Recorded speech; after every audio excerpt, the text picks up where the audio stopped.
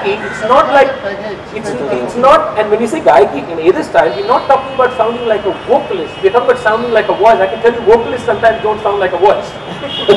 Okay, let's make that very subtle but important differentiation here.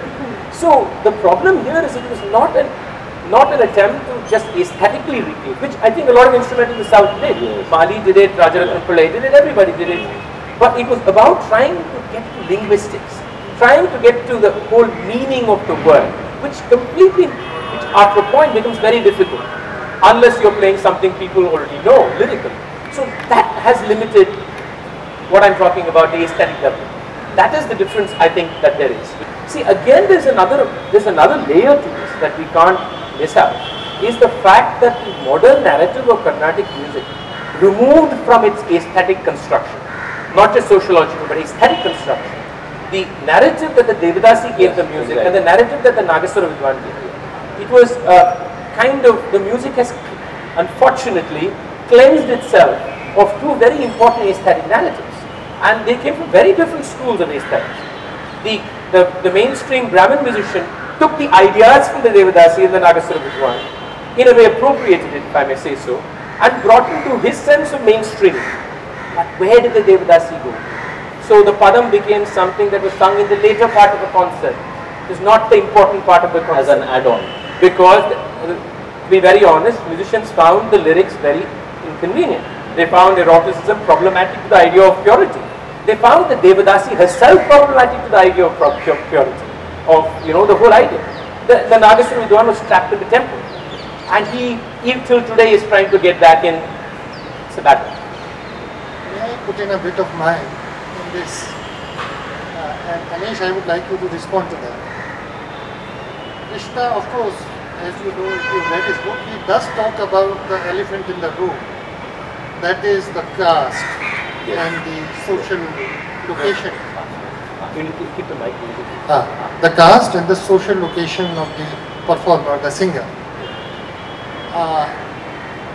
Don't you think a similar process has happened in the past in Hindustani music? A kind of a gentrification in post-independence era, when the middle classes took up music.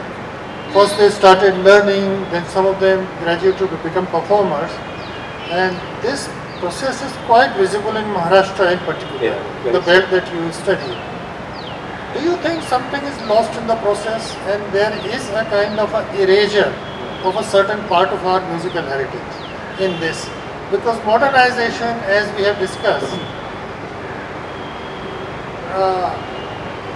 was not just modernization.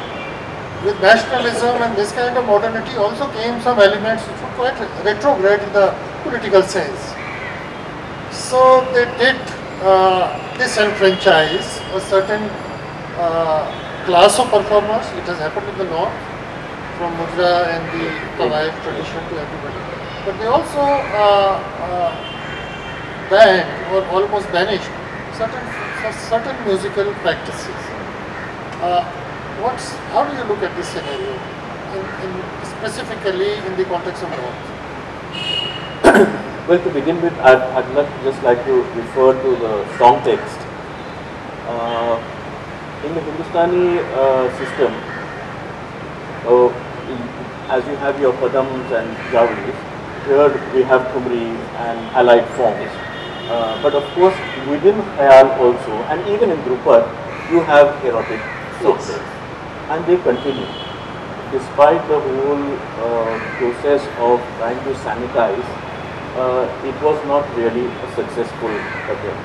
And in fact, I'd say much is written about that, but without going to the actual song text and also the performance reality today. We still continue to sing those compositions. One of the reasons is, of course, because song text never really played an important role in the literal meaning. Very true, So very often it was just a sonic element of the song text that was played upon by the musician. However, what Asad refers to with regard to the Kavaif tradition, definitely Thumri singing and the practitioners of that form who were focusing on that form were looked down upon, but not necessarily only by the middle class gentry.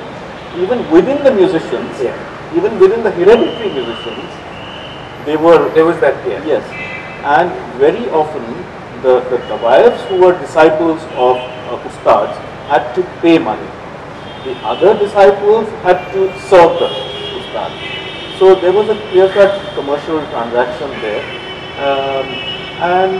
so Thumri was definitely second grade, and the Thumri singer was also.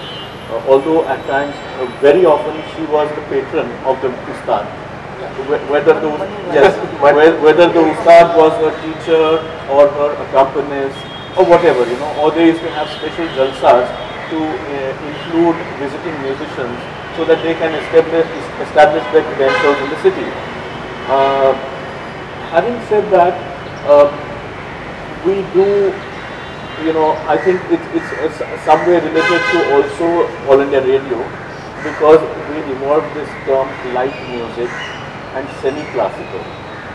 And if you see the Controller of Broadcasting's report, Lionel Fielden in 1936, I think, so he mentions light music, and light music is a term which has come from Western music actually, and it's almost like Thumri is non-serious music, and it's not difficult. Yeah, that's a more commentary on the practitioner of the Thumri rather than Thumri itself, right? Yes, absolutely. And so the Khayal singer thinks that I don't really need to have talim to sing Thumri. I can sing it because I know the rag.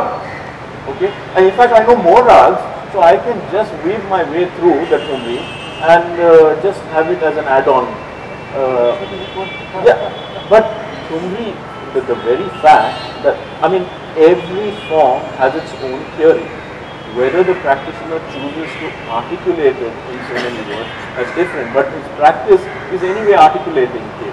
And so the way you move from one rag to the other is also, there has to be some logic, there has to be an aesthetic to it, and you can't do it without talim.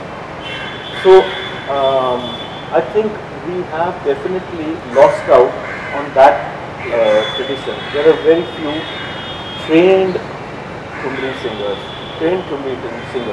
I also feel that in the past, 19th century and early 20th century also, and this is all anecdotal reference of course, musicians were part of a syncretic and composite culture, and also music making was not happening in a vacuum. So poets, musicians, painters, etc., whether it was in the courts, royal courts, or even outside those, whether it was in salons, they were meeting each other, exchanging ideas. In some ways, we have gone deep and specialized in certain forms, but we have lost out on this dialogue that is so enriching to the form itself as well as to the practitioner.